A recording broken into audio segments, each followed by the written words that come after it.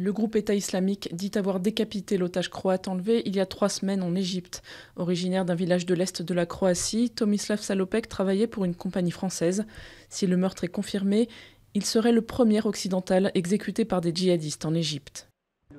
En pleine crise du porc, les pouvoirs publics ont décidé de renforcer les contrôles sur la traçabilité et les prix dans le cadre du plan d'aide aux éleveurs. Jugeant trop cher le prix d'1,40 € le kilo, le premier industriel du secteur annonce qu'il va de nouveau boycotter la séance de cotation du marché breton jeudi, une décision qui pourrait encore entraîner la suspension de la cotation. 12 août 1985, un Boeing 747 de Japan Airlines reliant Tokyo à Osaka s'écrase dans la montagne après une demi-heure de vol. La pire catastrophe aérienne de l'histoire impliquant un seul appareil avec 520 morts. Miracle, 4 personnes réchappent au crash. Crash qui serait dû à une simple erreur de réparation. Exactement 30 ans plus tard, l'heure est au recueillement au Japon, où l'accident reste profondément ancré dans les mémoires.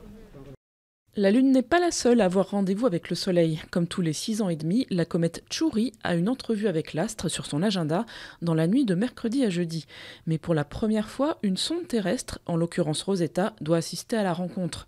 Chury atteindra alors son périhélie, un terme scientifique désignant le point sur son orbite le plus proche du Soleil.